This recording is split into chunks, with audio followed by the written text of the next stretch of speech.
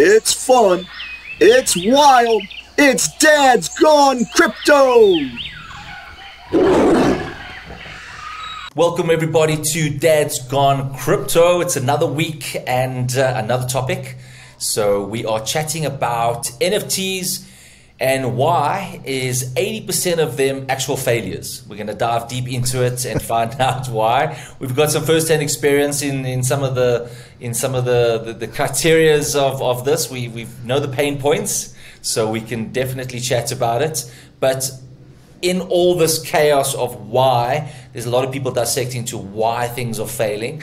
There perhaps is an opportunity to learn from these experts and start something of great value. That's the beauty of it. You know, if there's lots of people dissecting a business that's failed and the reason why, and you find out why, it means you're one step closer, if you're solving their problem, to creating a project that really changes the game. And I don't want to give too much away in the intro, so we want to dive into it. But Ryan, tell me, how are you and how's things going?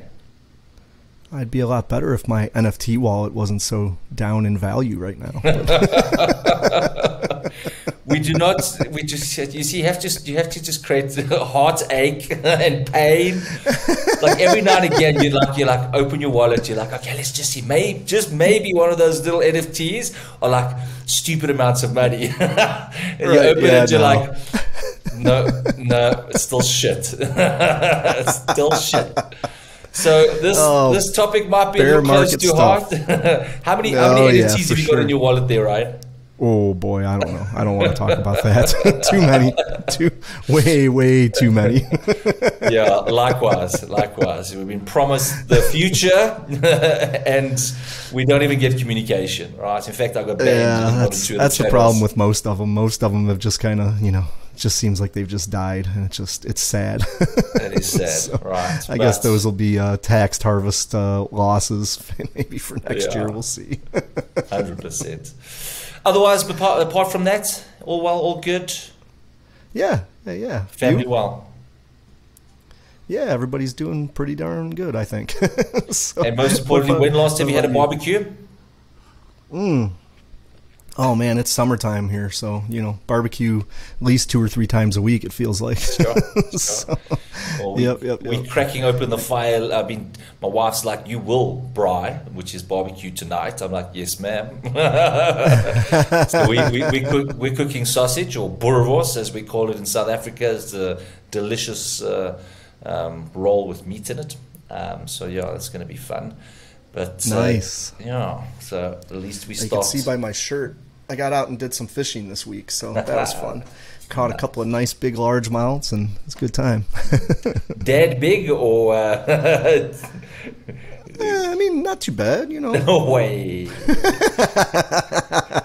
Check it, it's going to be super enlarged on a final edit. Right? Oh, you can't even see my hands. Oh. All right, guys, so 80% of all NFT projects will die within 18 months of being launched, according to one of the articles that we've read. That is staggering, right? 1 in 3 NFT collections have been expired or have little or no trading, according to blockchain analytics, the Nansen, done just towards the end of 2022. Another third, which is about 8,400 NFT projects, which they did analytics on, which is around about 20 million NFTs, are trading below the mint price. So it's doom and gloom. It just seems like as the ones that are successful, which is rarely, a rarity, 18% of the 18 months from there, they'll basically 80% will go to the shitter. And that's concerning. Why do you think that is, right? Oh, there's a lot of reasons behind that, but if you're talking about right now, part of that is the fact that we're just in a bear market, and people aren't paying too much attention to JPEGs right now, I guess. But I don't see that necessarily sticking around forever. And I think a lot of projects, there's a lot of projects building right now in the bear market, and I think a lot of those can do really well. If they start thinking about launching, sometime soon, coming up as we're going into the bull market, get launched, get your projects out there, and I think those could end up doing well. But I still think you're right. 80% of them are probably still going to go down, and it's there's a whole lot of reasons behind that. That's cool. All right, guys, there's a list of reasons that we've put down. First and foremost, lack of funding, right? Everything in crypto is a cost a fortune, right? When you start your project, you're like, okay, I just got a couple of buds. Let's just put this project together. And you realize, all right, you need a developer, then you need a marketing team, then you need software, then you need a platform to manage the people in your team, and then you need a whole bunch of other stuff. Then all of a sudden you're like, wow, this is getting expensive very, very quickly. So lack of funding is where I think projects fall short. It's the idea that you create and build, and then you go to these investors, and the investors say, hey, we like your project, let me throw money at you. I think in the early stages of crypto that was the case, but it changes every year. All right, people are not willing to throw money into it. Then there was platforms, Ryan, that you can basically launch your NFT project as well. Yeah, I mean it became way easier to launch an NFT project. At least, I guess it depends what you mean by project. If to launch NFTs became way, way easier, so pretty much anybody could do it. To launch, a full thought out project, that's a whole nother story. And I think a lot of those real problem ones that, came out and then immediately went to zero, I think that's because, there really wasn't any planning going on there. And, it was more or less just hey, let's put this NFT project together, throw it into the platform, and here's some artwork, and poof, now we've got NFTs. But like anything, if you're not going to plan it out well, it's not going to last. Yeah, and by project, obviously we're referring to a collection of assets that you have a idea behind that could potentially grow into a business later on down the line. The second reason I think that projects lack is skill sets. Right, so you might have the passion and drive and the FOMO of wanting to get into an NFT project, but you soon realize once you get a group of guys, all right, who's good at communicating, who's good at leading, who's good at project managing, who's good at communication, who's good, and you're like, okay, let's try kind of put this all together, all right, and see what skill sets we have. And you're like, okay, we feel that this is good enough. Like, yeah, all right, we've got a bunch of guys, we've got all these diverse, people. We should be able to pull it off. Then you realize that the stuff that you need to get done is beyond your skill level, right? And then that comes back to the funding. It's like, now we've got to go either bring someone into the project that's potentially skillful, that would do it for free, with the options of buying into the project from a founder point of view. So there's various ways in which you can bring people in, but then you still got to go find this person. Right. Yeah, it's you've had some experience. Yeah, it seems with like a skill set. Seems there, like when you're building a team out there, I think everyone in crypto goes by the fake it till you make it. It certainly seems that way because principle, the professor. Yeah, right. It feels like everybody's got all these. Oh yeah, when you're talking about it, when you're planning, everybody's got these. This huge list of skill sets, right? And everything that they can do. And then when it comes down time to actually do it, it's like, oh well, yeah, let me Google that. So it's like, well. That doesn't work. And Ryan, yeah, I think when you're building those teams, you got to do a little research on the team members. Yeah, that is true. And another major problem facing NFTs is that you have not subscribed to our channel yet. So please stop. We're going to pause. Go click the subscribe button. Go share it with a friend, and then tune back. All right, cool. Ready? Let's go. It is a big problem, Ryan. Definitely. That is a big problem. Oh man, no. Another problem I think that these projects face is it's just a lack of vision. I mean, you're coming into this, you're thinking, oh, I'm going to start this NFT project, right?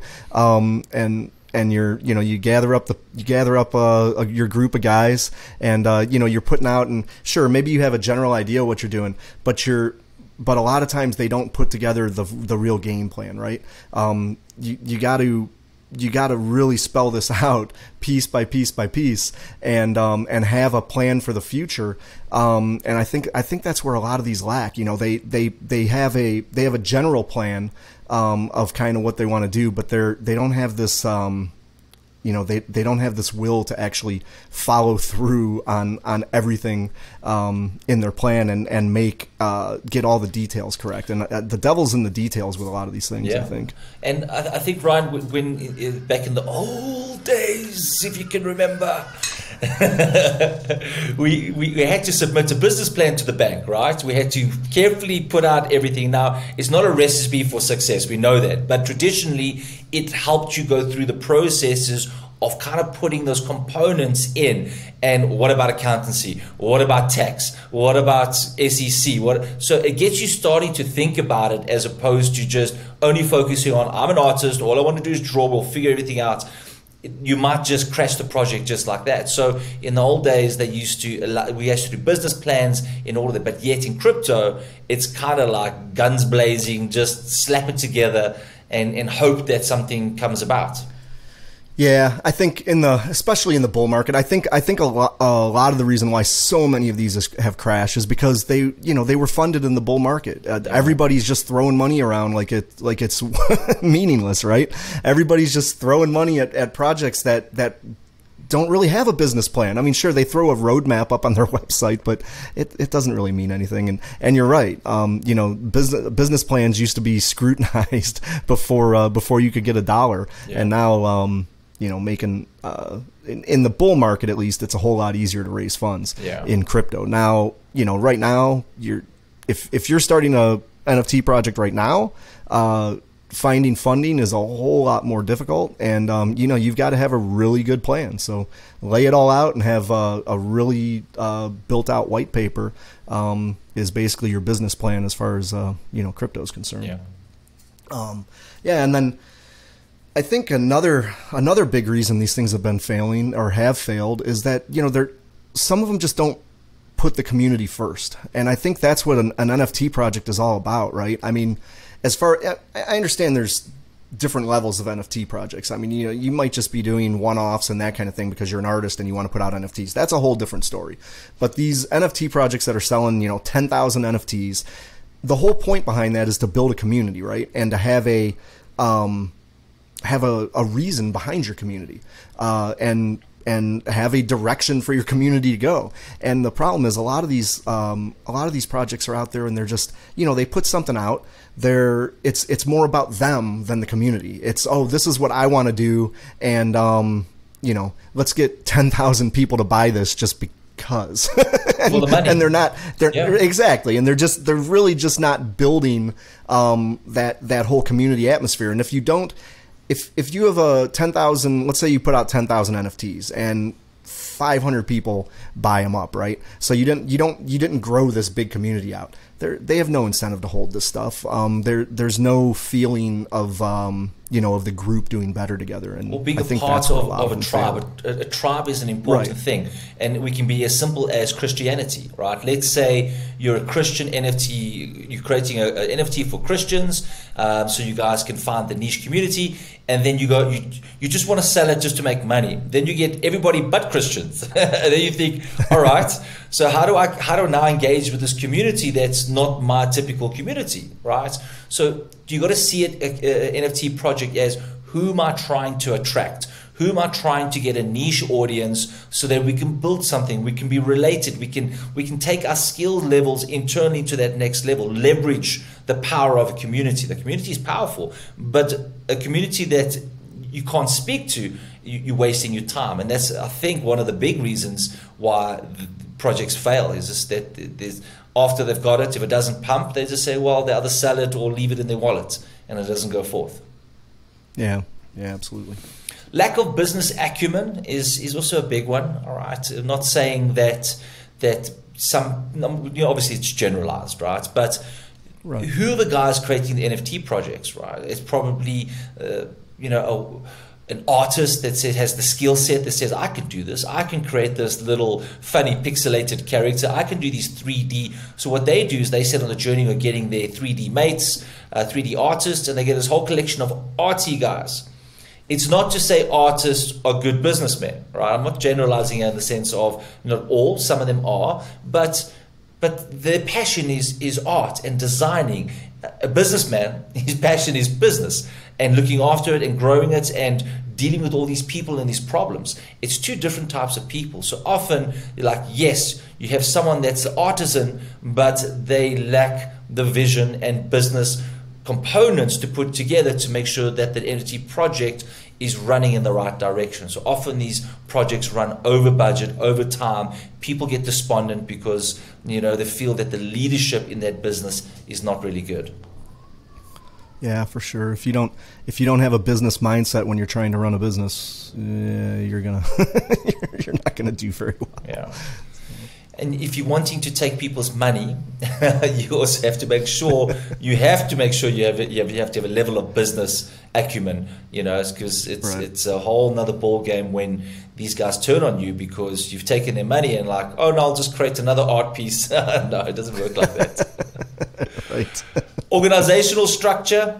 So everybody has a role, everybody has a place, but sometimes people wear multiple hats. Sometimes there's cross-pollination. Sometimes there's too many cooks in the kitchen. And and sometimes people just destroy. they bitch and moan just for the sake of bitching and moaning. And yes, you with a great idea, like, yes. And then you get shattered by a couple of comments saying, no, I don't like it. You're like, got paid traffic. Yeah, pick the organizational structure, picking the team. That's... we've said this before in other episodes, but the team means everything in any crypto project, whether it's an NFT project or a token or whatever they're doing. It's all about the team, because the team behind it is what really runs the whole show. Sometimes you get, lack of transparency can be a big problem in this kind of thing. You're building your team out, and some of these team members just have hidden agendas. It's not necessarily the good of the project. Maybe they're in it for making this few dollars or whatever, or maybe on the side, maybe they're in it to to gain popularity in one way or another, and they really don't care that much about the project itself. So picking the team is just absolutely critical. And that leads to the next point, is probably like oversold skills. And we talked about that briefly, but everybody is out there just claiming to be this and claiming to be that. Everybody's a freaking marketing expert. Everybody's got, everybody's an influencer or knows, 10 influencers. Everybody's got this, I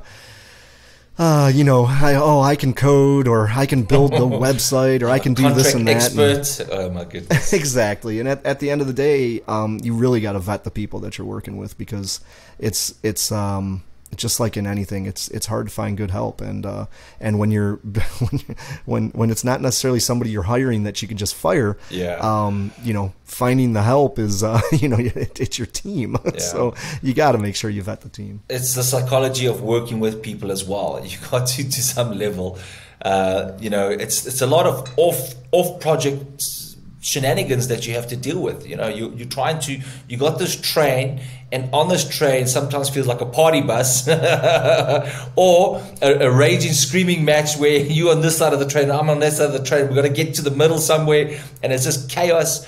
And you got to deal with it. The train's still going forward, because you're not going to quit now, or you can quit, but then that defeats the object of putting all the invested time in, especially if you're working for free. So you have to figure it out. And this is the craziness of behind the scenes. You guys get to see the beauty of a JPEG in the front, but behind the scenes, ask any NFT project developer or team. There's so much things that happen behind the scenes that the public is unaware of, and it all seems glorious. It all seems, they've made so much money, but the pain, the emotional scarring that's left behind. We're not speaking from experience. No, never. It's hypothetical, guys. Hypothetical. If we had to kind of make a project, this is how I would feel. Right. Anyways, and yeah, sheesh, if just do yourself a little exercise, just to run a smart contract, right? Go on to any freelance website, and just say, hey, I'm doing a project. What would it cost to develop a smart contract to launch an NFT project? Just run that little exercise. You're gonna get guys there like $1,000. Then you're gonna get guys the other day that quotes me $50,000. I'm like, what the F? I'm like, no. Because then it comes to one of the things where if you don't have the skill set of understanding how development works, or understanding more or less, you don't have to do it, but understanding how code is written or the complications of setting up a contract, then yeah, $50,000 seems like plausible because it's magical stuff. You spend hours doing it. It's like, oh, it's weeks and months for them to deploy it. And then they say, oh yeah, I can deploy in a week. Then some guy says he can deploy in 2 months. I'm like, what are you building? So it's like not understanding or not having the knowledge skill of the development side or the contract side. That's where you, as a business owner, you have to go do your homework and you have to understand. And just the other day, Ryan was testing around and messing around, and he deployed his own contract, right? Nothing fancy, right? It had some tax in it. Right. But yeah, tell us a bit about that, Ryan. Oh yeah, I mean, I was just goofing around just to see if I could, and what was it about. And I really did it just for a learning experience, and didn't really do anything with it. It was just a test net kind of thing. Mm. But yeah, I was able. The funny thing is, these guys talk about a custom token or whatever. They're going to charge you $10,000 to do it, and yeah, I was literally able to put together a contract in a few minutes. Yeah. Just basically, just a simple one. And yes, it had no extra written code, and yes, they can be very complicated, and yes, but for the average Joe that just needs something pretty simple, you can get a simple contract. But if you don't know how it's put together, you don't know how to set it up, you don't know what is involved and the amount of hours involved in it, they can take you for a ride. And that's where the goes back to the funding side, where you thought it would cost you budgeted $5,000 for it, ends up being $7.5 or 10, and then you're like, where did this extra money go to, right? It's because of lack of experience or lack of knowledge, and you can't know it all. This crypto is an evolving game. Just trying to find people to build 3D metaverses, or 3D rendering models, or it's like that's out of my skill set, right? But when you start to speak to multiple people, you realize, sure, you can go from this range to that range, and then you realize the quality as well when you test 2 people, what you get back. So there is a learning curve based on it, but definitely people obviously. Yeah, I mean, for sure. That's why you've got to have, you need that CTO, right? You need that chief technical officer on your team, because you need somebody that can actually go in and understand the code and know whether or not you're being ripped off, right? I mean, if you go to like we were just saying, I mean, you can make a code in 10 minutes on a million different websites. There's a bunch of apps out there that you can do that on. And how do you know the difference? If you're not into reading contracts, if you can't read the code, how would you know the difference of, you just paid a guy $10,000. Did he make a very simple contract that took him 10 minutes, to just copy and paste, or did he actually do custom work? And that's that's why you need somebody on the team that really knows what they're doing in that aspect. And I was listening to a podcast by Michael Stelzner and one of his guests, right? And what they were saying is what typical developers do, because they're lazy. Most of them are lazy. I'll put it out there on podcast, right? If you're not, good for you. But what they do is, and because he was one of the tech guys, he said what they do is they just copy the contract that someone else used, fluff it up, and deploy it. Right? He says the problem with that is they do that a few thousand times, and they probably don't even read the contract. They deploy the contract. That contract might have had a flaw in it, which there's a vulnerability. Now, the developer says it's fine. Our node comes from a reputable source, but maybe they didn't find the bug in that contract. So that's why this is where you need an expert on your team that knows, so they can read the contract and say, yes, yes, no, what is this? And just to vet it. Even if you are going to take a contract, you still need someone to vet it. You can't be asking the business guy that knows nothing about coding to go say, all right, to go check it out. And trust me on this, it's very, very, very, very expensive to get it audited. All right, we're talking of tens of thousands of dollars. All right, it's madness. So you need that expert on the team to make sure that you can reduce the risk of those costs in that. Right. So you got everything ready. You got your NFT, you got your in-house organizational structure going, you got all your ducks in a row, you're about to deploy and make all those millions and millions of dollars, but you're like, who's going to buy your project? Right? Like, okay, so we forgot about marketing now, right? Because you got to market. You thought, if I create, they will come. It's a famous quote, right? And I think my good old puppy told me, son, you can have a piece of gold and selling it for a bar of gold, and you can be selling it for $1, right? One of the most rarest objects you can possibly own. And it's worth its weight in gold. It is worth, that amount. But if you tell no one, no one's going to buy it. All right. So you have to get out there and market the hell out of it. But okay, all right. Are you the marketing expert? Did you forget to hire the marketing person? All right, because you didn't think of that. You were thinking about the NFT. You were thinking about all the other contracts, the smart contracts. You weren't thinking about the creator in the digital space. So you go out and look for one. What do you think that's going to cost? Yeah. Right. And in the height of a bull market, we were doing some quoting. $50,000 could not even get a meeting with these guys, right? I'm not even exaggerating. I'm like, okay, like $50,000 is a ton. But we're like, okay, what does it get us? Maybe 1 or 2 influencers, maybe a couple of AMAs. Maybe I said, okay, does it guarantee we get X, Y, and Z? No. I said, how many projects have been successful just with the minimum requirement? I said, well, yeah, a couple. And these are like full-fledged marketing agencies, right? It is madness. Right. So you need to make sure that you at least have a digital expert on the team, and don't wait to the end, all right, for you to launch. And you got to start getting that ball in. You got to, the way I explain it, the snowflake on the mountain. You got to push that snowflake. It collects a little bit more. Eventually, it has its own momentum and it's chasing down the mountain, right? But to move that snowflake forward takes an incredible amount of energy. So why wait at the end of your project, which you might need 2 or 3 or 4 months of exposure to build the right clientele, to get into the niche markets, to raise some funds for marketing? All right, why wait to the end? So it's often something that's missed, that needs to be taken care of. Yeah, for sure. Another important thing is the inability to tell a story.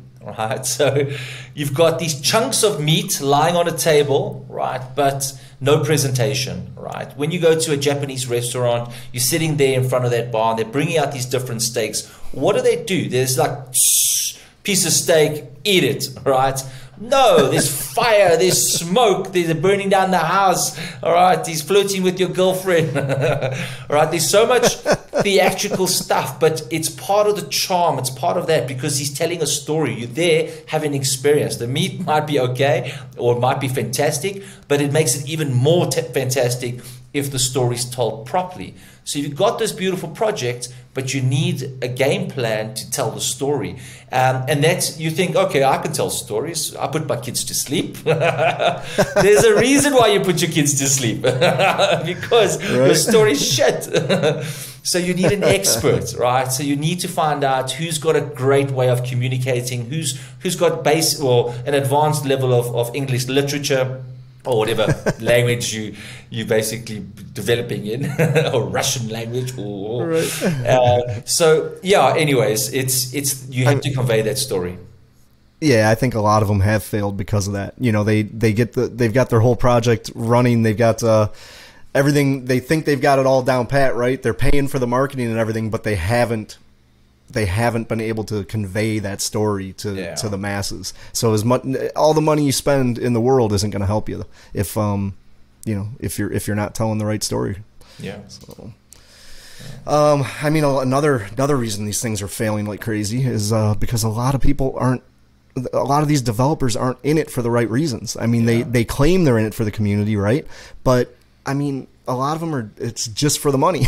I mean, that's 100%. And I understand this is a business. Yeah, you're in it for the money, but at the same time, if you want to truly build a community, it can't all be about just you making money.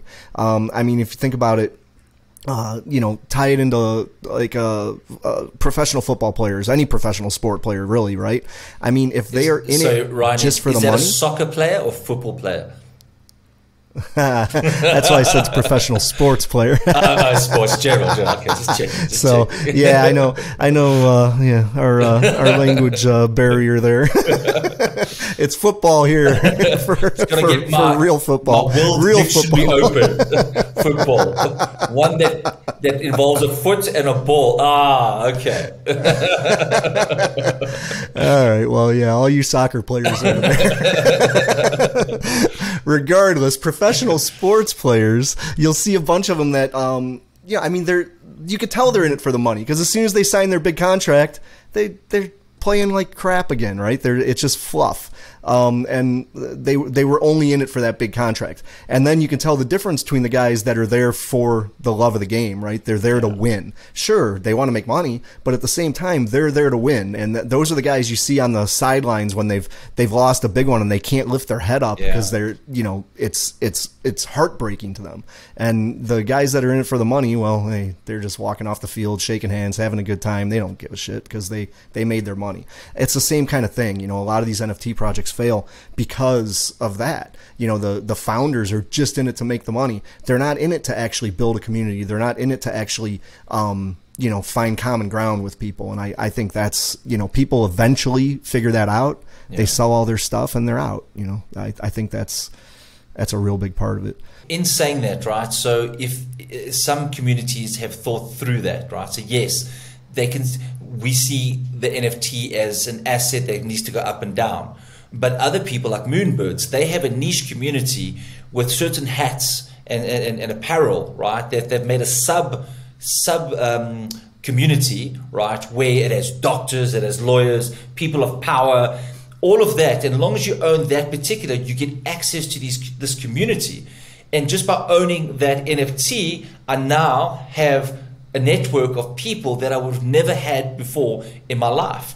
So in order to get into that community, which I just need to get one of those NFTs, but now obviously the price is quite high. How much is it for me to get into that community? Because if I build a relationship with like-minded people and I say, hey, I'm an estate agent, who do you think Ryan's going to call? He's going to call me first, right? I'm going to charge him double, but he's going to call me first. But that's the point. It's the power of the community. You can get in front of an audience that you never could and get opportunities you never could, because network is what gets people and things done, not standing by yourself and shouting, oh, I got this, help me. No, it doesn't work like that. So see it as that as well.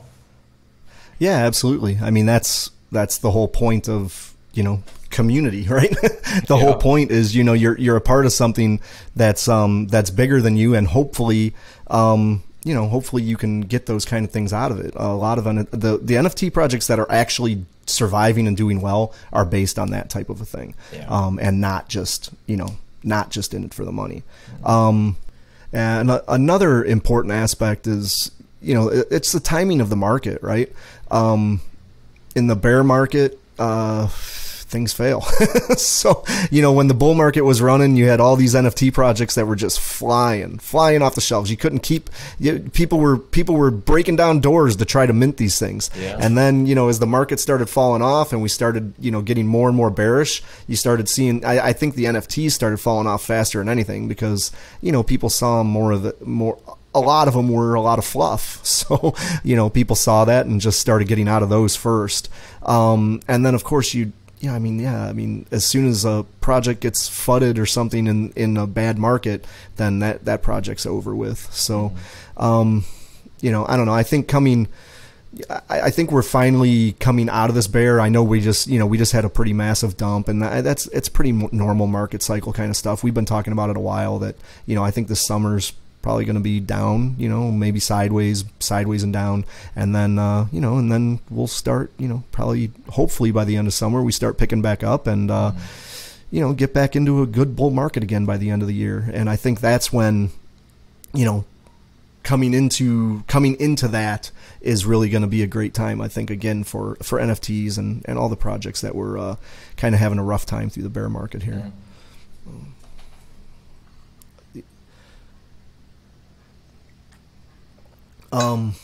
Another issue we can talk about is not planning for contingencies, right? A lot of projects fail because of their lack of planning. And I mean, that's the old adage, right? Failure to plan is a plan to fail.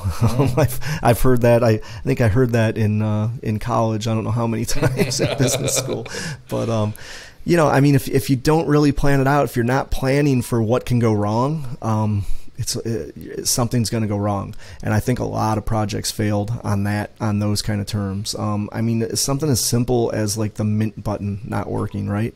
You've got this whole project, they spent so much time and energy, and then they go to launch and something stupid happens. The people are in there and they can't mint. And what happens?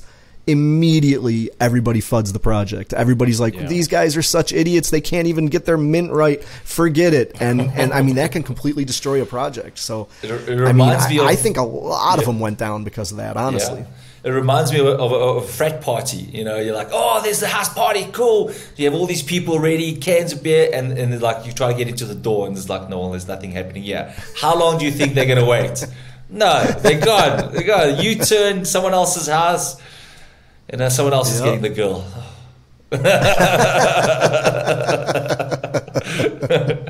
Spy gods.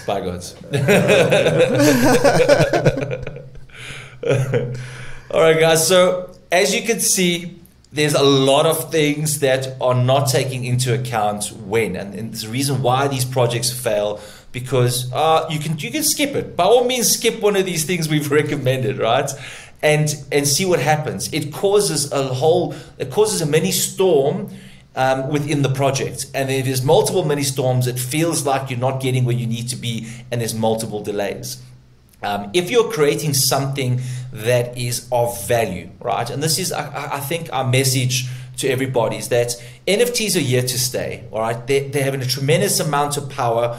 Perhaps we'll do a show in the future of the value in which NFTs can bring to the market and how they're changing the game. But for now, these are the pain points that you need to overcome. And by looking at these potential mistakes, you can say, well, let me make this a checklist, right? Let's just start by saying, all right, let's find the right people. Well, if we don't get it right entirely, let's just start the process. Start each topic with a little checklist and a sub-checklist. You are 10 times better off than anybody else that's just artwork drawing, right? Or just part of the artist team or so forth. You're far ahead of the game. By all means, even if you got your checklist, it's not guaranteed that you're going to be successful, but you are preparing better, right? And as those challenges come, you are more prepared.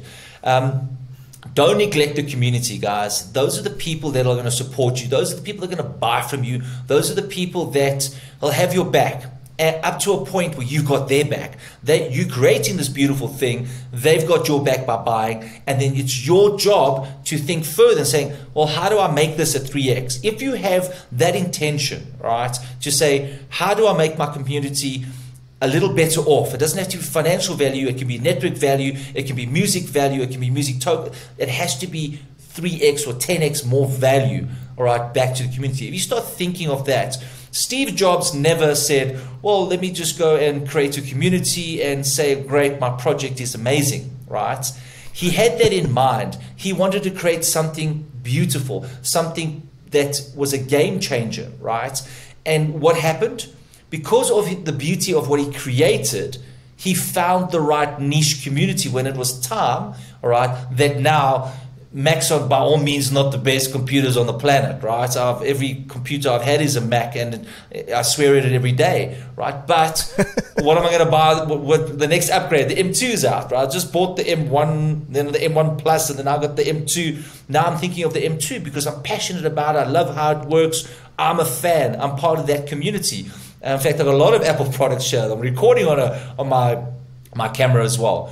My point is, that's what he's created by creating something beautiful. But he didn't think short term just with the iPod. He thought all the way through. And I'm along for the journey. Imagine having an Apple community. My goodness. All right. Wouldn't you be happy? All right. You'll be listening to this podcast on one of your yachts.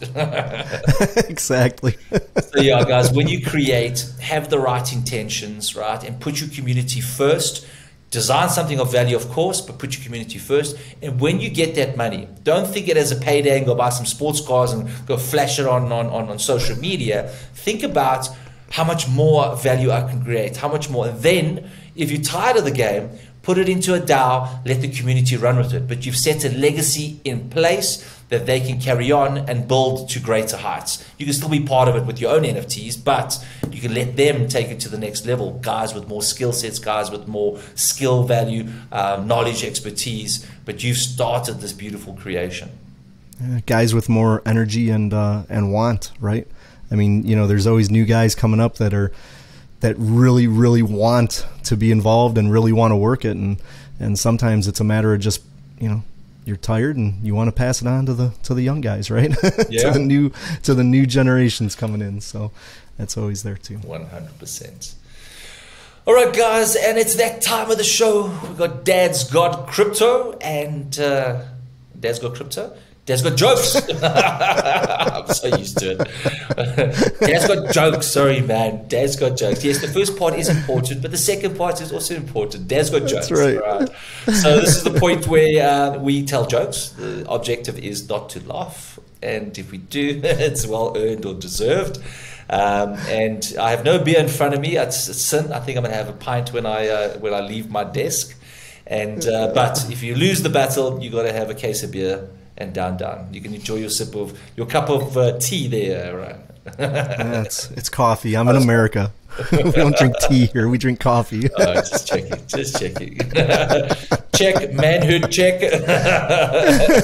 We got guns. So yeah, we got coffee. We got exactly. Fish. Good black coffee. We can't use the word black in our country yet.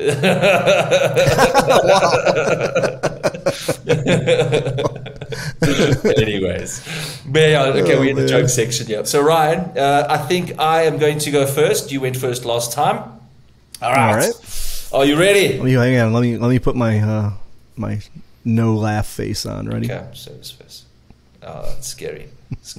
All right. Yes, I won. In case of beer. No, too soon. All right. When does a joke turn into a dad's joke? When it becomes apparent. You're a parent, I'm a parent, we're all parents. Yeah, I like that one. That one was good. That was a good one. I'll give you that. Can you please on the post edit, I want lines on my screen. So I want all the bottoms having lines and I can cross it out when I beat you.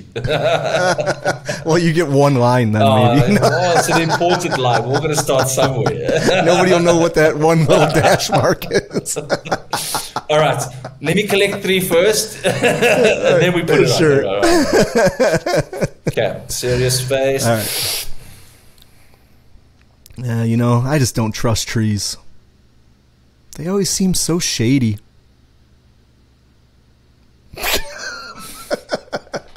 That one wasn't even really worth a laugh. That was terrible. Where's I need to get one of those shame.